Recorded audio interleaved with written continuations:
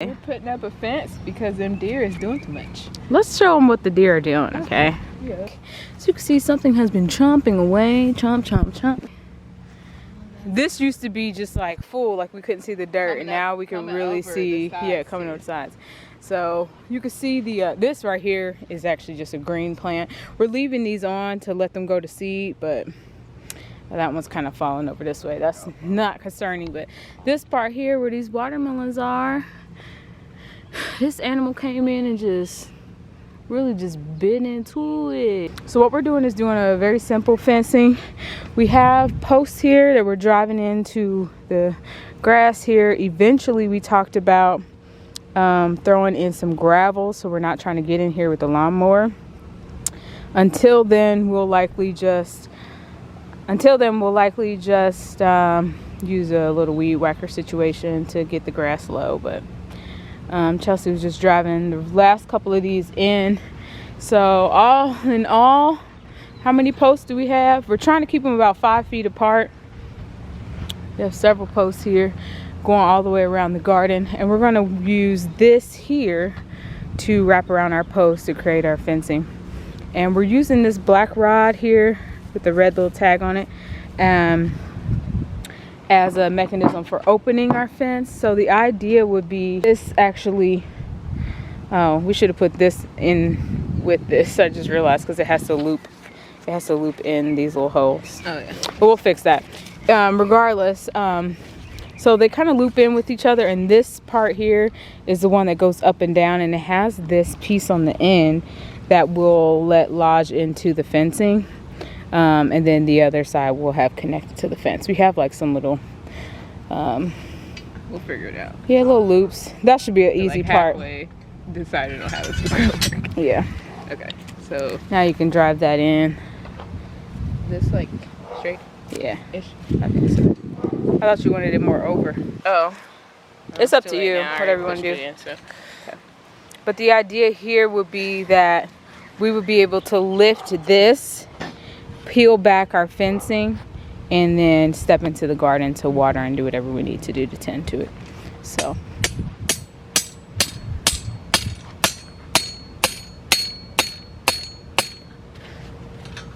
I wasn't dropping that part in. Right. I think that's as far as it's going. I think there's a rock there. So we're gonna get going on rolling this out and see what we can do. Oh, gorgeous. Hey, we're gonna come talk to you. Hi. How y'all doing? Excellent. Thanks for coming to visit us. Yeah, girl. So, do you have a bull? She thinks this is a grocery store, y'all. She really do.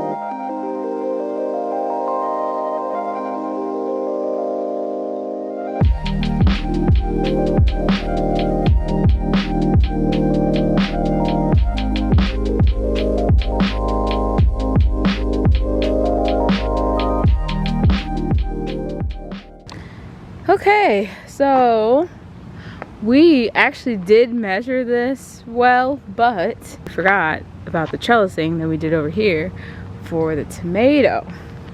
So we're either going to try and come up with something, because this is probably about 8 feet of trellis that's being used. So other than that, I think this is going to be pretty good. So I think it'll work well. Just a little bit concerned that the biggest opening we have just kind of leads directly to the watermelon.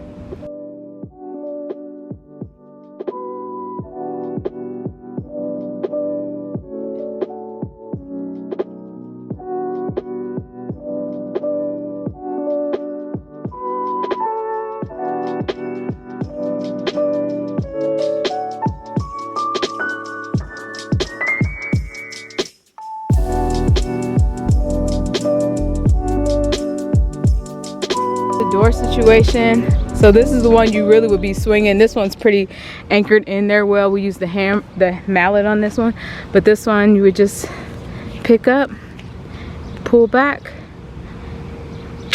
close. All right, I'm gonna get some footage of the watermelon and we can see if there's a difference tomorrow. The difference really it's already growing.